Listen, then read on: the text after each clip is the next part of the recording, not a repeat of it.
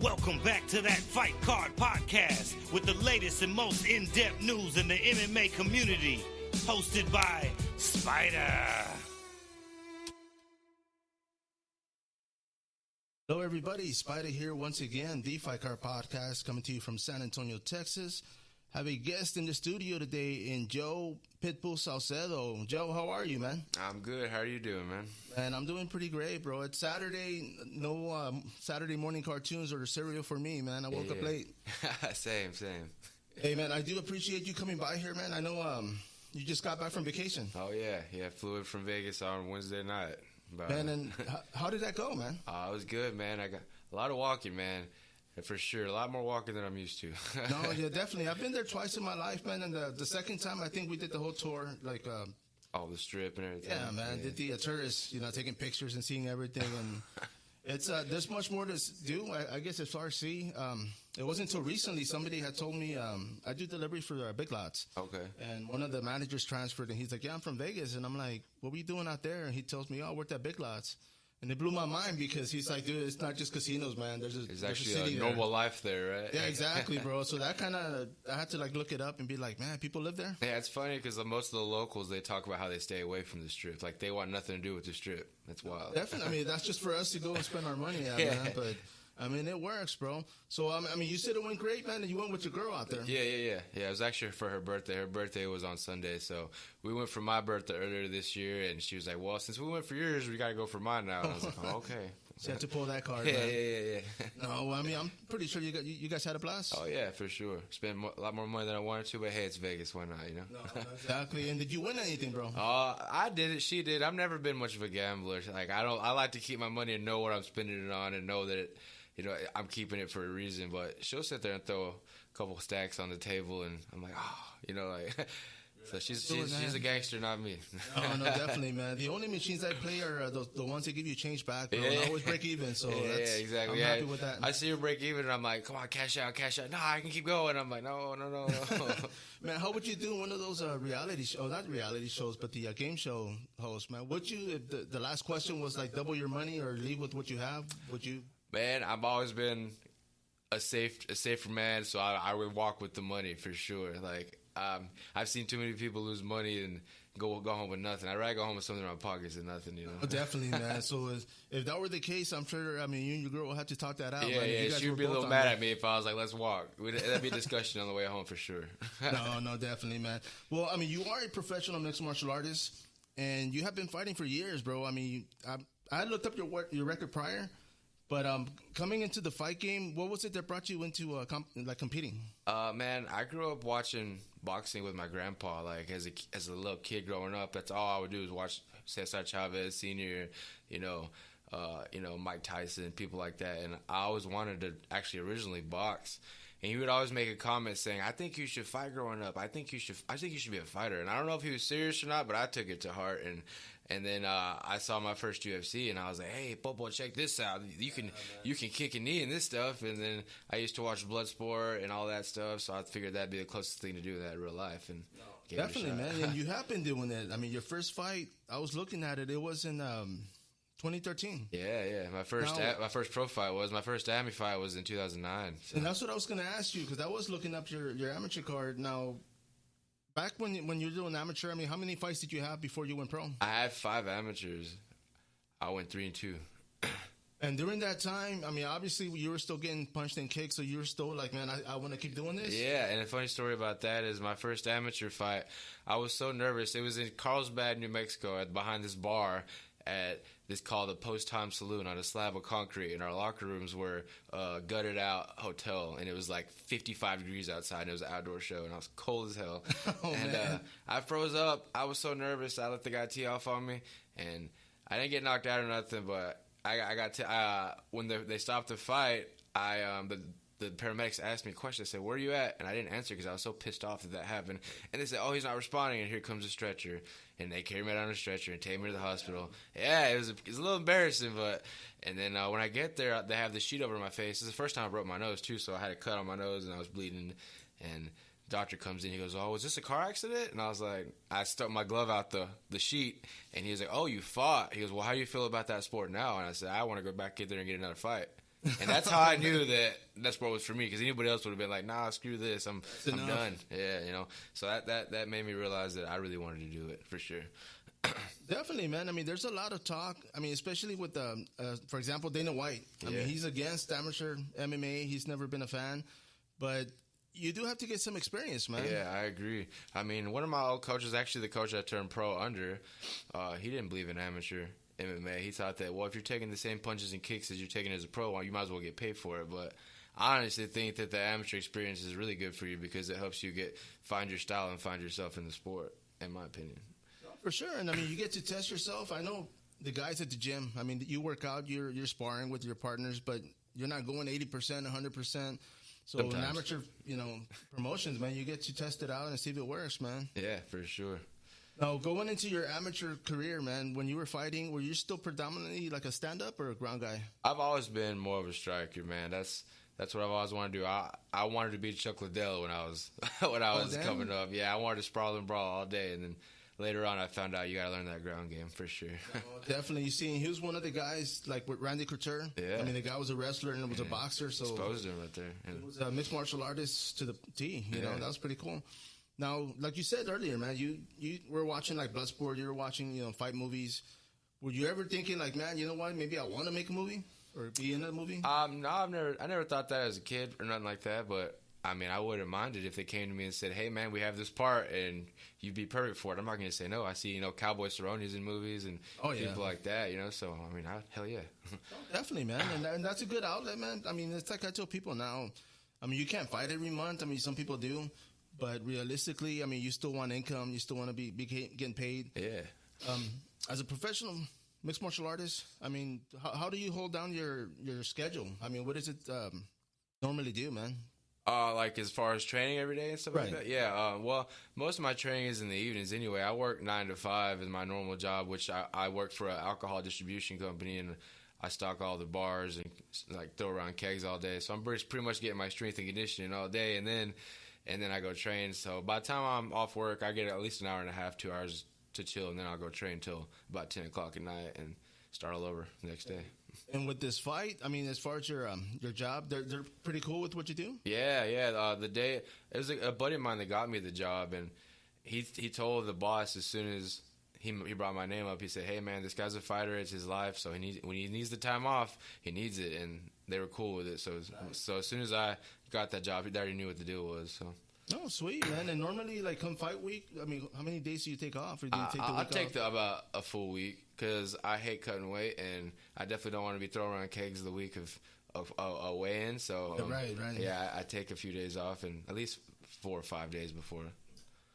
Sure, man. Now, let me ask you, going into your training, what kind of music do you listen to hype you up, man? Mostly hip-hop, man. I listen to, like, a lot of Tupac. I'm a big Tupac fan, and that's pretty much my go-to when it comes to... And the reason I bring up music, you used to be in a band. I did. And you had told me that, and I was shocked. I mean, not, because, I mean, I've listened to hardcore music for years, man. I mean, punk rock and all that stuff. But it was a hardcore band that you guys it was were a hardcore band. That's why it throws people off when I say I listen to hip-hop getting ready for a fight, because, like, I grew up playing heavy music, like hardcore and stuff, but that doesn't get me in the zone. To me, I got to listen to some hip-hop and put some swagger into my stuff. Oh, definitely, man. You can do that McGregor walk. Yeah, for sure. Like I walk, like when I walk out every fight, I walk out to some Houston rap. I walk into SPM. SPM is my go-to. Oh, okay, your go-to. Yeah, I walk into Wiggy Wiggy most of the time. So, dude, that's sweet. No, for sure, man. And now, I mean, in the band, what was it that you were doing? I was a guitarist. Okay, and did you ever sing? I did backup vocals, stuff like that. But I was more of a guitarist. I've been playing guitar since like 5th grade, man. So, nice. Yeah, and I wanted to be a rock star. That was my dream before fighting, was be a rock star, and it just didn't work out. You can do both, man. Yeah, right. No, you can walk out to your own write my own music, right? No, I mean, that's pretty dope, man. I mean, as far as, did you guys ever go anywhere with that band? Man, we recorded 2 albums and did a couple, like, West Texas tours and stuff like that, and played with some of the bigger hardcore bands in Texas, and that was pretty cool, man. I mean, it was a cool experience learning, I was in the dance pits there. I don't know, slam dance and stuff that. Yeah, I freaking took my licks there. That's actually where I found out I had a chin, I'll tell you that. Oh, snap. I took a couple of back fists to the chin, and I was like, man, I'm all right. All right, we can do this. Put some gloves on. Yeah. And let me ask you, you said you guys released 2 albums. I mean, kids now, they don't know what that is, man. Were those albums like as far as records or CDs? CDs, yeah. I have no idea who has any of those copies anymore. I was going to ask you, man. I said, where they at, bro? Yeah, they're there somewhere. And you still talk to those people, those guys? A couple of them. A couple of them I lost touch. I haven't talked to them in years, but the guitarist, his name is Nolan. I'll keep up with him here every once in a while. You know, yeah, he's still doing it. He actually stuck with it, and I did. And oh, really? He's still at it? Yeah. Oh, nice. Man, well, let me ask you, bro. I mean, you have a pretty interesting life, man. I mean, as far as just like training partners in general, you've trained with Leonard Garcia. Yeah. I mean, the guy's a legend here in Texas. I mean, I know he made it to the UFC and actually made a name for himself. His last fight was actually for Bare Knuckle Fighting Championship, where he retired, man. Yeah. Now, when did you meet Leonard? I met Leonard when I was 17 years old, about to be 18, in a gym in Plainview, Texas called AMMA, Academy of Mixed Martial Arts. And I was like my second or third week of training, and he just walked up in there. It was like right after he fought Roger Huerta, too. So I was like, dude, I just saw you in the UFC. Like, oh, my God. Like, I was a little starstruck, you know. And I walked up, and I was like, what's up, man? I'm Joe. And he was like, I'm Leonard. I was like, I know who you are, you know. And he was real cool, real humble guy. You know, he showed me a few things on the bag, and I thought it was the coolest thing in the world, man. And then, I mean, it's like you said, because you see these fighters, man, and of course they're on TV fighting in front of thousands. I mean, who's one fighter that you wouldn't mind like training with and getting to hang out with? Man, I really want to train with Dustin Poirier because he's a southpaw and he throws punches and bunches. I'm a southpaw, and I actually fought one of his training partners a couple fights ago, and we've actually talked about me going over there to Louisiana and maybe getting a little bit of work in with Dustin. So that'd be really cool. Pretty cool, man. Yeah. Especially, I mean, Louisiana is next door to you, right? Yeah. And like, one of my best friends is one of my good friends is his name's Alan Gray. He coaches there in Louisiana. He's coached some big up and comers. So I got a little bit of ties there. Oh, for sure, man. And that's interesting because one of the guys I had here the other day, man, is actually Aaron Suarez. Okay. And he fought Dustin Poirier, like, man, right when they were both, going on the pro MMA fight, man. Oh, wow. But Dustin's actually fought a couple of people, man. He fought Gilbert Jimenez. Yeah. That was during his amateur fights, man. And, of course, PITBULL, the name, dude. So it goes full circle, bro. It does. It definitely does. Now, as far as your career, man, I mean, right now you're on a 2-fight losing streak? I've been a couple. It's 3. 3 fights? Yeah. Now, the last 2 fights that you lost were actually after the pandemic. I mean, a lot of people didn't get to train. I mean, I know some people were getting away and not posting, but they were training out there. Were you doing that? Were you hanging out with guys just to? Man, I was doing as much as I could because like we had to stay at home, so I was just working out at home. But sometimes I'd sneak out and we'd hit some mitts in someone's backyard, but it wasn't like as much as I wanted to. And no, definitely. I mean, that's actually like what there was a school there in Lubbock. I won't say the name, but they would open up when they weren't supposed to be open, and we go there and get some rounds in and rolling, and that's actually how I met old Mike Perry. No, exactly. And I wanted to bring him up, man. I mean, Mike Perry, of course, UFC fighter. He popped up out of nowhere, man. When I saw him on your feed, I was like, man, what the hell? You know, that was pretty cool, man. But, I mean, you met the guy. You got to hang out with him? Yeah, I got to hang out with him a couple of times, and we sparred. You know, I kind of wanted to prove a point. You know, I'm known as a scrapper. I'm known as being able to stay in the pocket, and that guy's a banger. So I was like, hey, man, we should spar. And he showed up, and the first person he called out was me. He goes, you. Let's go. And I was like, all right, well, come on. And then I just bit down on the mouthpiece, and I actually I did pretty well. Afterwards, he gave me a little bit of props. He was like, man, you got some hands on you. And he goes, what do you fight at? I was like, 45. He goes, what? I'm 170. There's no way you make 145. And I was like, yeah, bro. Like, I'm fat right now. This is a pandemic. I'm out of shape. No, man. Well, I mean, that's pretty cool, man, because you actually got to mix it up. Now, you've also trained with Leonard Garcia, of course. Yeah. I mean, you've gone to spar with the guy. Yeah. And how was that? That was fun. I got man. That was actually the second time I got to spar. The first time I got to spar was back before I even had my first amateur fight. And they brought him. He was doing his whole tap out house tour with Cowboy. I don't know if you remember that. And they bring the bus around, and it was him and like Goyo Perez. He brought Cowboy. I didn't even have my first amateur fight yet. And I think Leonard was like #1 contender in the WBC at the time. So I didn't really engage with him. I was so starstruck. I didn't really get to mix it up. And so the second time around, when they asked me to come help out with this camp, I was like, okay, now I need to prove myself that I can hang with this dude. And we sat there and we mixed it up. I mean, I've always looked up to his style, and I've tried to like throw down like he does and just let it all loose. And Right, so right. we touched gloves, and right off the bat, I started throwing. And I was like, man, if I make him mad, I make him mad. I'm gonna. This is an experience that I'm gonna Now take you can advantage say of. he knocked you out. Yeah, man, yeah. so that's So I mean, something. and we threw down. We met in the middle, and we threw some hands for at least 10 minutes straight. We didn't even stop. It was 10 minutes straight of throwing hands. And afterwards, he was like, "Man, you were tired, but you kept coming." And I was like, "Well, shoot, I wasn't gonna take advantage of this opportunity, man. I wasn't gonna." Oh, no doubt, you know? man. You see, and that's something that we talked about earlier off the record, man, as far as opportunities. Yeah. I mean, if you're somewhere and you get to mix it up with somebody, why not, right? Yeah. And like to him, and then of course Derek Campos is one of my best friends, and being able to bang it out with sluggers like that, on a regular basis, I mean, that builds my confidence so much. No, for sure. And I was going to bring him up next, man, because I've actually seen the guy fight here in Texas, of course.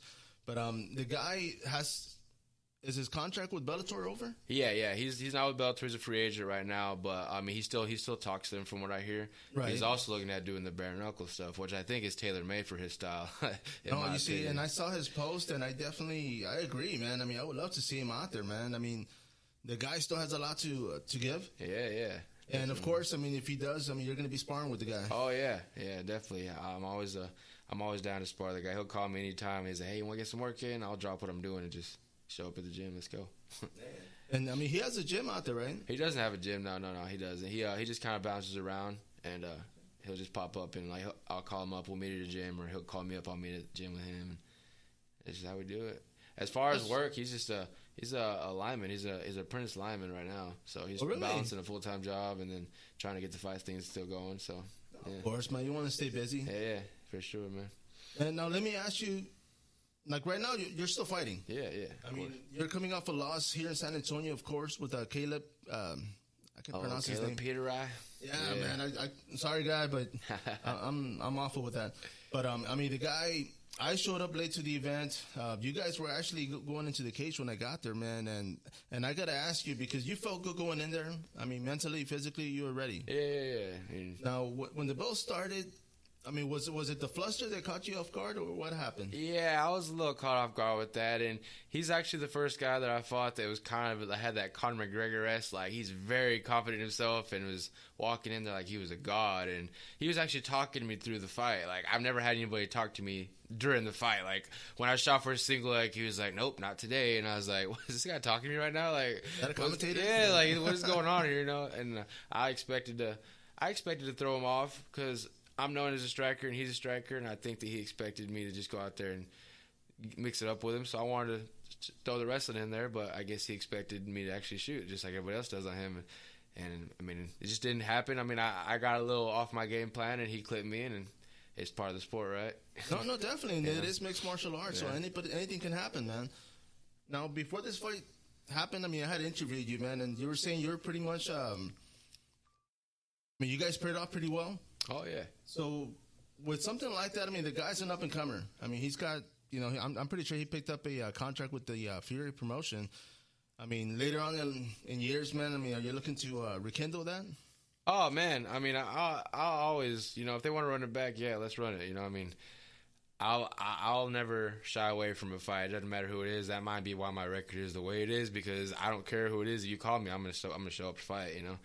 I've never missed weight. I've never backed out of a fight. I've always, I'm always trying to stay ready for a fight. So. For sure, man. And I gotta ask you, one of the guys that I had here, Aaron Suarez, man, we had talked about weighing in, and he had brought up back in Renegades, they used to do same day weigh-ins. Oh, really? Yeah. Now, would you be a fan of that? I mean, would you be comfortable fighting? I don't know, man, because me, as cool and calm as I seem outside, I like to sit there and collect myself mentally going into a fight. So if we had to show up away and go into a fight, I had to change my whole mindset. And I don't know. I do like that because I don't like cutting weight. That'd be great, Right. So, but I would be more towards just fighting at what you're walking around at and then fighting the next day. And just because for me, it's just a mental thing. I have to sit there. I like the idea of going to the hotel room and just relaxing and get my mind right the night before, and then scrapping. So I mean, it definitely takes some getting used to if that's what we do. Now, if that was the case, what weight would you be fighting in? Man, I'd fight at 55. Right. Yeah, that's not what I walk around at, but I can walk around comfortably at that. Okay. I usually walk around 65, 70. I cut to 45. So you're not that far off there. Yeah. So, I used to cut to 35 from that, and that's just a little rough on me now. I'm a little older now, and the metabolism don't work the way it used to. So. Oh, definitely, man. I know one guy, Nick Gonzalez, man, the Ghost in Austin. He had talked about, and as you get older, your bones get heavier, man. So of course, you know, it's. And I got a big old head, man. That's not light. So. No, definitely, man. And we had talked about that earlier too, man. You were saying your nickname, PITBULL. Yeah, PITBULL. Is that how you got your name? No, but it fit. It's like God knew that was gonna be my nickname because He gave me a big old head and a flat nose and some short, stubby arms. So I mean, but when I was little, my grandpa, we used to have these big old boxing gloves, like 18-ounce gloves, and me and my cousins would go out there and scrap. And one day it was either him or my dad. I can't remember. One of them said, "Man, you look a little PITBULL out there." So it just kind of stuck in the back of my head. And when I started fighting, I was getting my hands taped one day, and they said, "You got a nickname?" And I was like, "PITBULL." I'm fighting for my grandpa anyway, so I was like, well, nice, man. There it is, yo. And then I also looked up to guys like Thiago Alves. I was a big Thiago Alves fan. I loved his style. His leg kicks were second to none. So yeah, I was like, man, let's go with PITBULL, and it just stuck with me. Oh, that's good, man. I mean, that's one nickname. I mean, a lot of people use it. Yeah. Now, one of them, they had talked about Andre Arlovski at one time, and they were saying that guy's too big to be a PITBULL. Yeah, PITBULLs are short, and that's a Great Dane or something. That's there you go. No, the guy actually fought recently, man. He's still going at it. Yeah, he's still doing it, there, man. He's up there. Let me ask you, bro, if you could have one super fight, if they called you up and they said, hey, you know what, you can fight anybody at your weight class in the world, anywhere, man, who would it be? Oh man, that's a tough one. I've always wanted to fight Korean Zombie. Yeah, that would actually be a pretty sweet. Because I saw him and Leonard, the way they threw down, and I was like, man, I think I can beat that. You can avenge Leonard, too. Yeah, definitely. We can avenge that loss and get that one back for the West Texas boys, you know? There you go, man. Now, as far as West Texas, man, because you guys, I mean, being here in San Antonio, of course, a lot of the guys have fought in South Texas and Dallas. It's easier for you guys to fight across state line. I mean, New Mexico, Louisiana. Yeah. Do you guys travel a lot out there? Yeah. As far as I'm concerned, man, as long as you send me a contract and pay for my travel, I'll go anywhere, you know. But yeah, I've done one fight in Oklahoma for XFN. I liked that experience. Louisiana was cool, but I'd rather stay in Texas. I like the Texas support, you know. I mean, the one time I fought in Oklahoma, they called my name out. I fought a hometown boy, and it was like a whole sea of boos, and I was like, they called mine. It was like my corner clapping, and I was like, oh wow. All right. And let me ask you, when you've traveled like that, and I always ask fighters, do you guys like make it into a weekend vacation, or you guys? It depends on where I go, you know. Of course, yeah. If it's like a little boring ass town, I'm just gonna be like, all right, let's get the check and go home, you know. Go home. Yeah. Like when I find Louisiana, though, I definitely wanted to spend some time there and eat some gator and, you know, get the experience of real Louisiana, you know. Oh, definitely, man. Now, another topic I wanted to talk to you about, man, was the whole incidents, man. There's a lot, you know, going on with fighters. I know Chuck Liddell was in the news. Oh, yeah. McGregor, of course, he's always, every week it's something with the guy. I mean, what would be your advice to save McGregor, man? Man, McGregor needs to get focused. I think he's still got some in the tank. A lot of people are saying he's done. I don't think so. I just think he needs to stay focused again. I think he's distracted by the lifestyle of, you know, having all the money he has and just maybe he likes drinking that proper 12 a little too much. I don't know, but I mean, and honestly, I think that he's kind of made it normal to go out there and cause some kind of drama or some kind of something to get attention on yourself, to get noticed in the sport. It's not about going out there and just being a tough fighter anymore. It's about how much clout you can have on social media, how much crap you can talk, and I think that's dumb, in my opinion. No, definitely. I mean, you want to sell the fight, but not go to jail for it. Right? Yeah, it's ridiculous how the sport's starting to get, you know. No, definitely, man. I mean, social media, of course. I mean, we're on there. I mean, this as far as YouTube, Facebook, Twitter, it's consumed our lives, man. I mean, nothing's private anymore. Now, are you a big fan of social media? Yeah, I like it, but I've started to kind of shy away from it, or try, you know, a little bit. You know, I used to post everything I did as far as training and everything I did as far as what I was eating on social media. But I mean, everybody knows what I'm doing. Everybody knows I fight. I've been in the game long enough, so if I'll promote a fight on there, but that's about it. You know, it's funny because I don't even do that crap talk on social media either. In this last fight with Caleb, I posted a picture after a sparring night at Ambush Muay Thai, and I said, whatever the date was, August 29th, we're catching a body. Well, he took it literal. He said, oh, catching a body. He wrote me this big old paragraph about how he was going to punish me and all this stuff. And I was like, yeah. And I was like, yeah, I'm just not going to respond. I didn't mean that. Even after the fight, I was like, hey, man, I didn't even mean the whole catch a body thing. That's just how I talk. And he's like, nah, man, it's just the business. I'm like, yeah, I guess so. Oh, no, definitely. I didn't see that, man. I'm going to have to It was on go Instagram, back and check that out. Oh, it was on Instagram. Yeah. Okay, that's what threw me off. I got to get on there more, man. Now, as far as, like you said, you like to prepare for a fight mentally, physically. How do you prepare for a fight mentally, man? What do you go through? Man, I just try to stay relaxed. Like, nerves have been an issue with me in the past. Like, I hate it. Like, every fight is the last fight for me, literally. Like, this is the last one. I'm not doing this anymore. And then after it happens, I'm like, okay, when's the next one? But I've learned to just take the moment in. Not everybody gets to do what we do. You know, it's a blessing. There's people that sit at home wishing they could do what we do. It's an opportunity. So I take it as an opportunity, not oh my God, I'm gonna go out there and what's gonna happen? Am I gonna win or lose? You know, I've gotten to the point where I just gotta enjoy it and take it for what it is and take it as a blessing from God. You know. Oh no, definitely, man. Now I gotta ask you: is there something coming up for you? Well, right now I have a 3-fight deal with Fury. My first fight was the last one with Caleb, of course, and we're looking at something towards the end of the year. Nothing's signed yet, but hopefully we get one more in right before Christmas would be great, so I can get that Christmas money. You know the lady, got to make her happy. So. No, for sure, man. And I was gonna ask you because there's fighters that I've talked to before, man, and a lot of them don't like to fight during the holidays. You know, they like to eat. Thanksgiving, everything. So would that be an issue with you, or you're okay with that? I'm cool with missing Thanksgiving. If it would have been like New Year's Eve, like right after Christmas, no, I like my tamales. I can't stay away from those. So no, for sure, man. That'd make weight cutting a bitch. Man. Yeah, it would. So like Thanksgiving, I can eat a piece of turkey breast and still be all right as far as my diet, but. So I get to enjoy a little bit of it, but no, I'm good with that. Oh yeah, and you can celebrate Thanksgiving after your fight exactly. too, man. So hey, why not? No, man. Hey, I want to thank you, bro. I mean, you are here in San Antonio, man. Let me ask you real quick before we wrap this up. Who are you training with here? Locally? I train here when I come to San Antonio. I train with Ambush Muay Thai most of the time, and then I'll go out there with Ray Rodriguez and them at Ultimate Submission. It's a little bit of a farther drive for me to get out there with them, but I go out there when I can. You know, those guys are my San Antonio fam for sure. But Ambush mostly, you know, I'm out there with Peter Stanonik and, you know, Marcel Mickens and Coach Bobby Peak. Like, they're a bunch of killers out there, so I like that. I like the work I get there. Definitely. The other day they posted, man. I mean, they have CJ out there mixing it up with him. I mean, he's making his pro debut. Yeah, UFC. So I'm very happy for the guy. Now, is there anything you want to add, bro? I mean, what's going on with you right now, man, as far as sponsors? Anybody you want to blast? Oh, yeah, man. Of course, you know, Fight Socks. That's definitely for sure. And then back home, Italian Garden. You know, if you're in Lubbock, Texas, you want some good Italian food, you want to check out Italian Garden. You want to go have a good drink, go check out Library Bar. You know, they take care of me.